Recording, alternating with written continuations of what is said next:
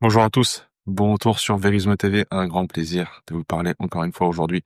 Merci infiniment pour votre dernier retour sur ma dernière vidéo et ok, on va faire des vidéos dédiées au système digestif, dédiées au système endocrinien, dédiées au système nerveux, avec grand plaisir pour vous donner une culture en physiologie. C'est le but de Verismo TV. Quand vous venez sur cette chaîne, vous voulez apprendre le corps humain.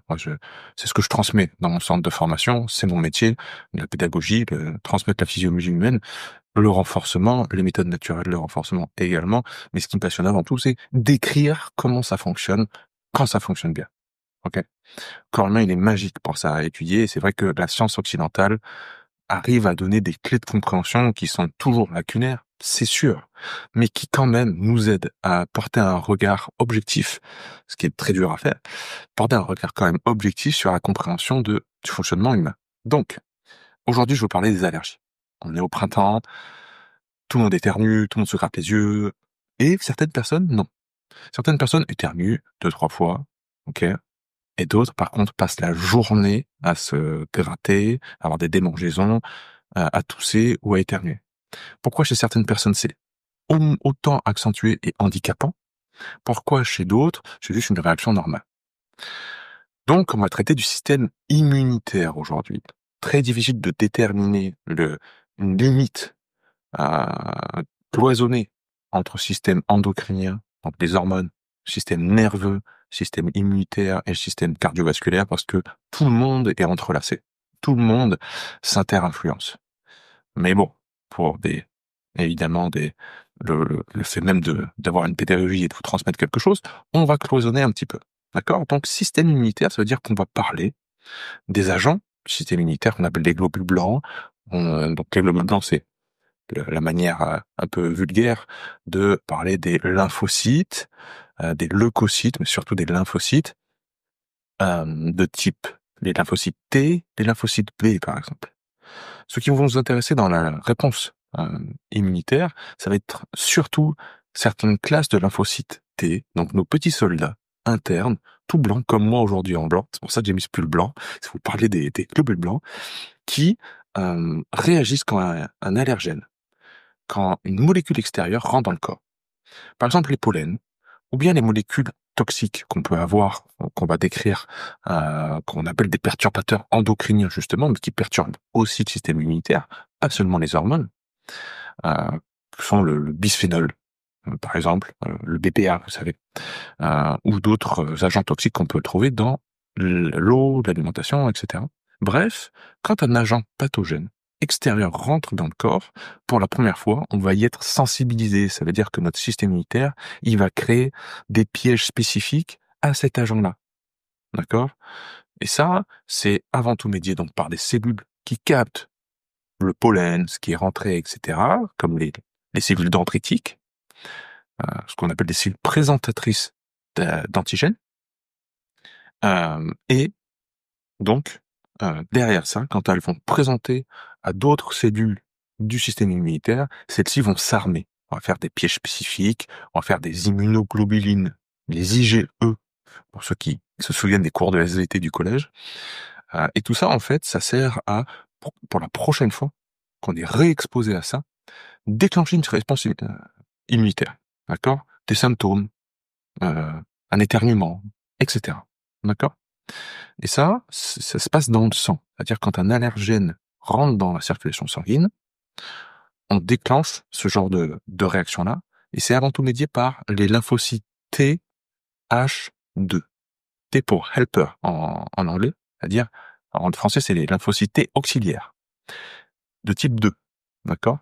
Eux, ils vont faire qu'il y a une réponse immunitaire quand ça rentre, quand il y a un pathogène, un étranger qui rentre dans le sang. Si c'était une bactérie ou un virus qui rentrait dans une cellule, pour tout ce qui est intracellulaire, c'est le lymphocyte TH1. Ok, il y a les TH1 et les TH2. Et vous savez quoi? Ces deux-là sont à l'équilibre. Et c'est ce déséquilibre-là, le fait que le TH2 soit suractivé, qui crée des allergies, les intolérances, etc.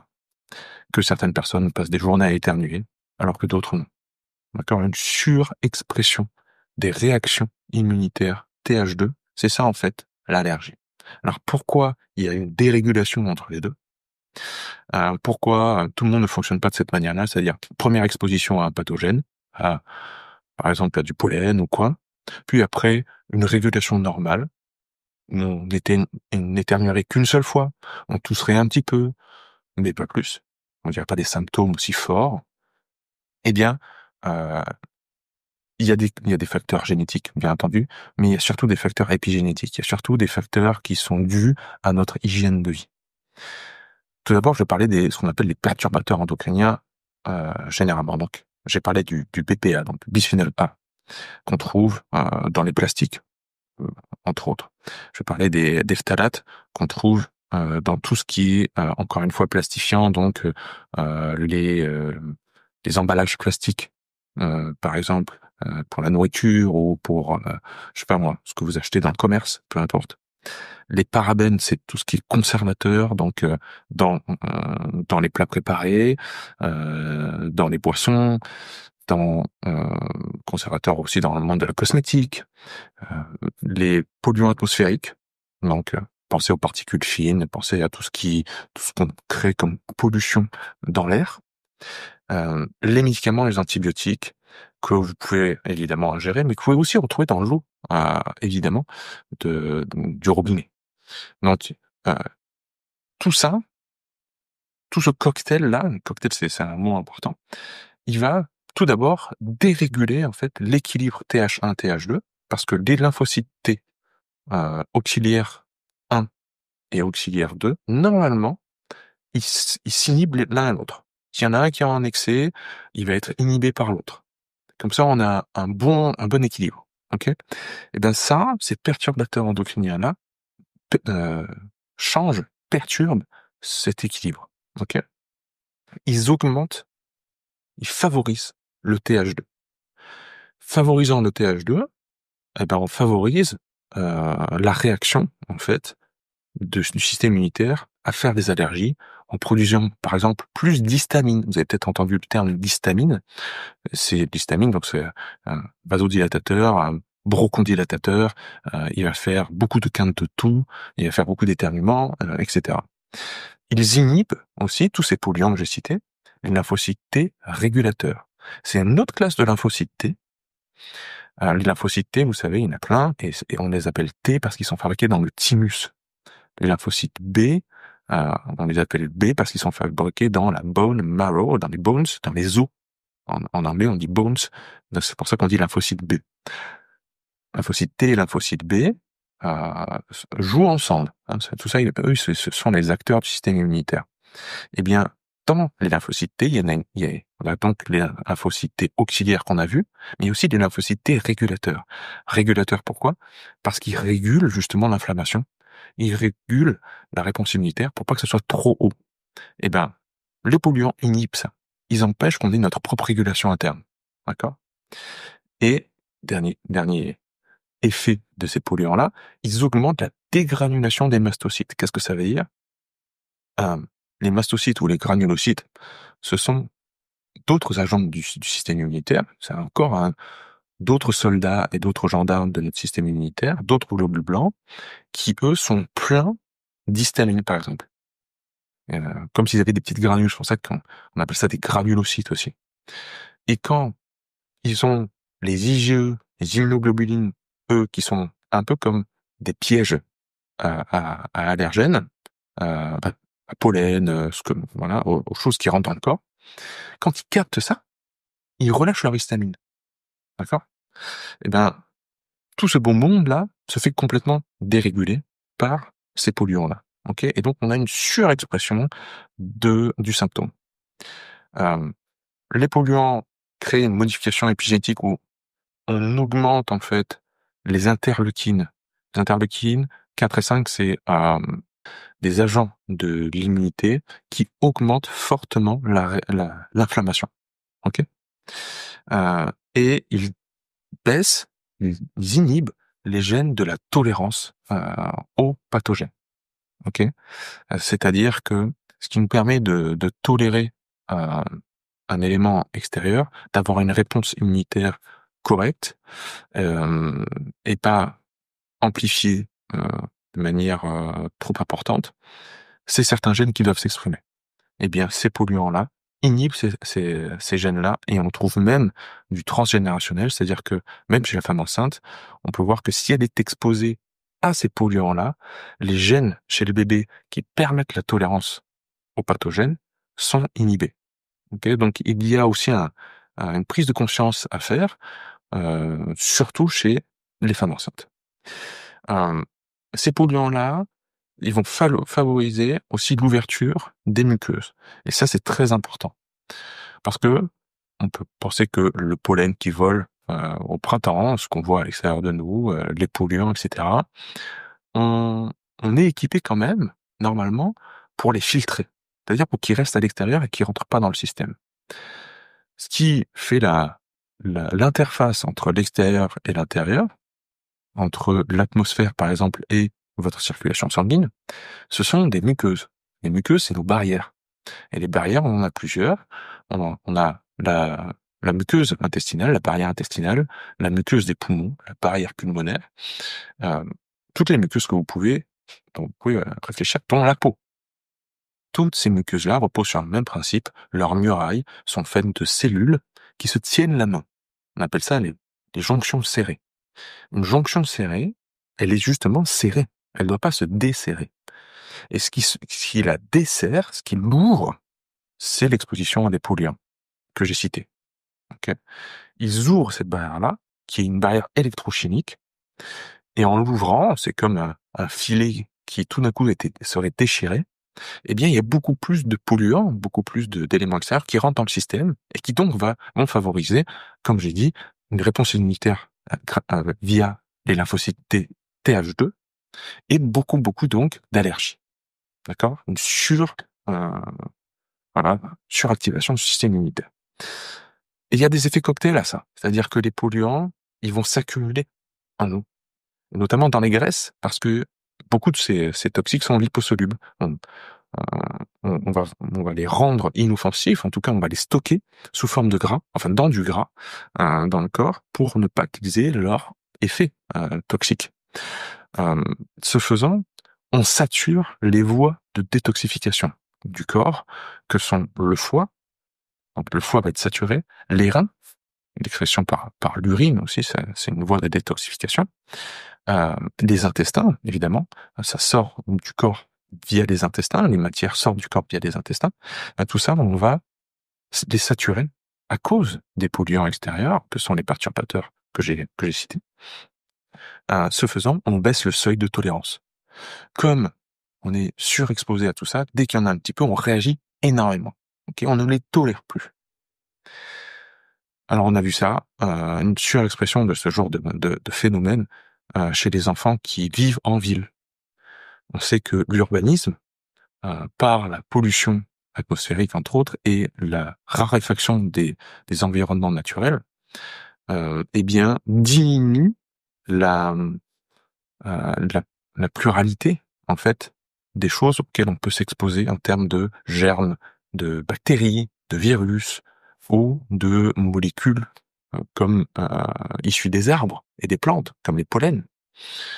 Comme les enfants grandissent en ville et vivent après en ville, même chez les adultes, ils sont exposés à beaucoup moins de variabilité. Et cet appauvrissement en fait dans l'atmosphère, dans leur environnement, fait que quand ils vont aller en ville, quand ils vont aller aller en campagne, et qu'ils vont être exposés à du pollen, ou quand il va y avoir le moment où il y a beaucoup de choses dans l'environnement qui est trimballé par le vent et qui est issu des végétaux, par exemple, eh bien, le système va s'exprimer parce que les enfants et les adultes vivant en ville n'ont plus la régulation interne suffisante pour qu'il n'y ait pas de gros symptômes. Okay, ça augmente les formes mixtes d'allergie et d'intolérance, aussi bien chimiques qu'alimentaires. Okay, et on augmente donc les symptômes un petit peu fous, mais chroniques, qu'on peut trouver malheureusement de manière moderne un peu partout, que sont les problèmes de peau comme l'eczéma, les rhinites, la fatigue chronique, les douleurs articulaires ou encore les troubles digestifs. Alors les causes de ce terrain allergique chez certaines personnes, elles peuvent être évidemment plurielles. La génétique joue un rôle, c'est vrai. C'est-à-dire que si dans votre famille il y a tendance aux allergies, il va y avoir une prédisposition, mais après tout les prédispositions, c'est comme ça. Maintenant, ce qui est important, c'est qu'est-ce qu'on fait au quotidien, hein, comment je prends les rênes de tout ça. Donc, passons sur les prédispositions du terrain allergique. L'appauvrissement du microbiote intestinal joue un rôle très important parce que c'est dans votre microbiote, au niveau donc de la flore bactérienne, virale, bref, tous les micro-organismes qui vivent dans vos intestins, que vont se fabriquer énormément de lymphocytes T régulateurs. Ok.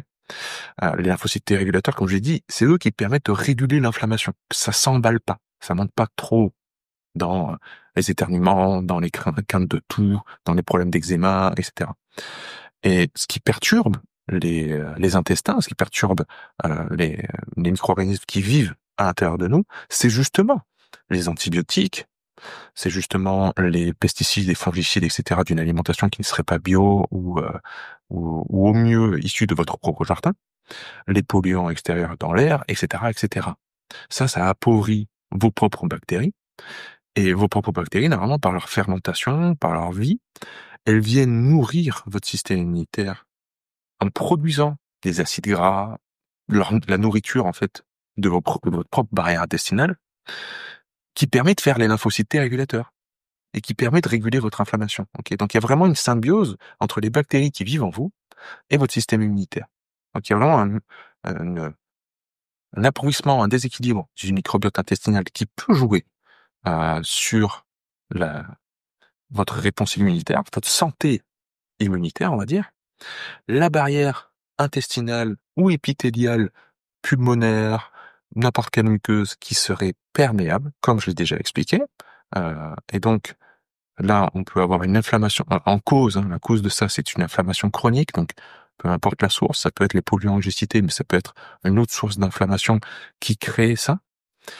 Des carences en zinc ou en glutamine, entre autres.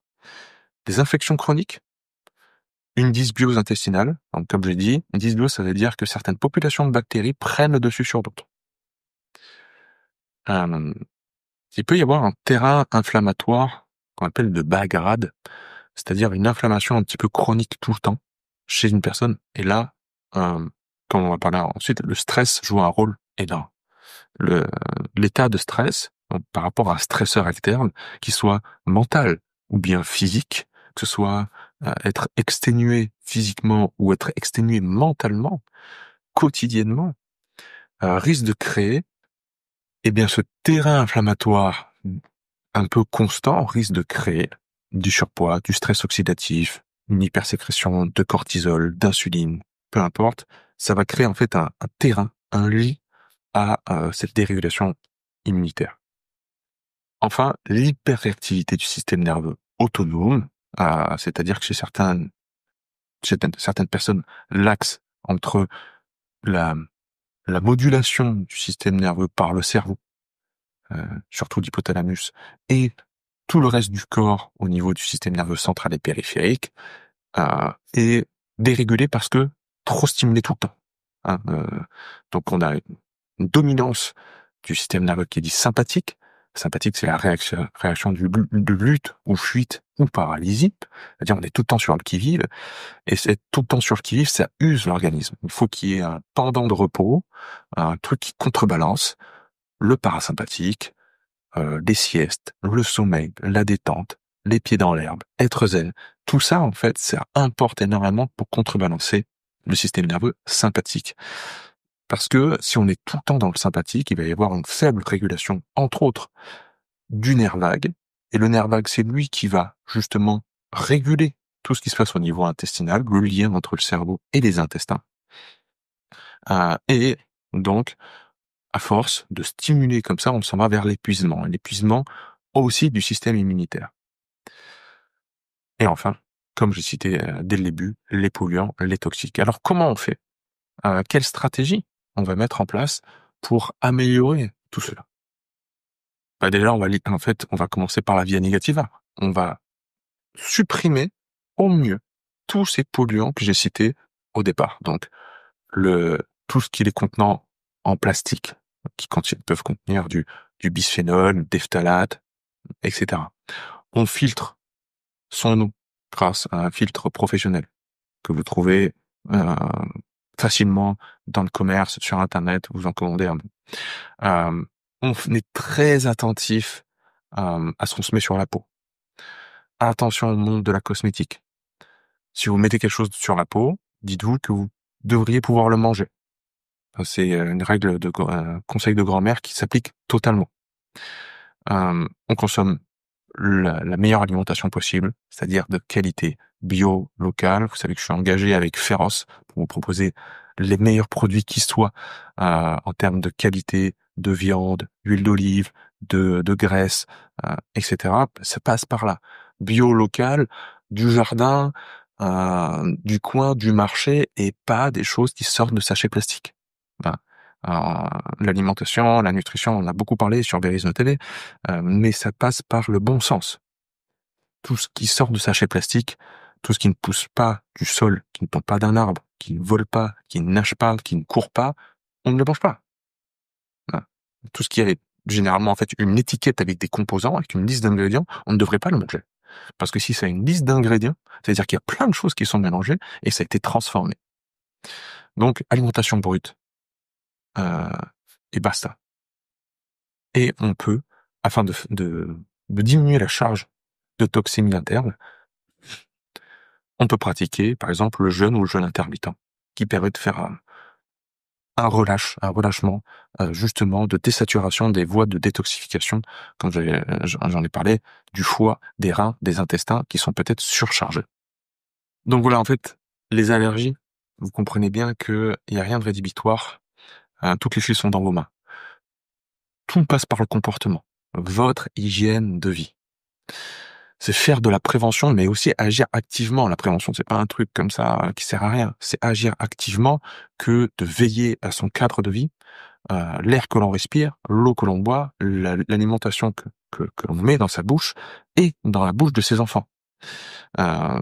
C'est devenu vraiment une épidémie véritablement des allergies et des intolérances.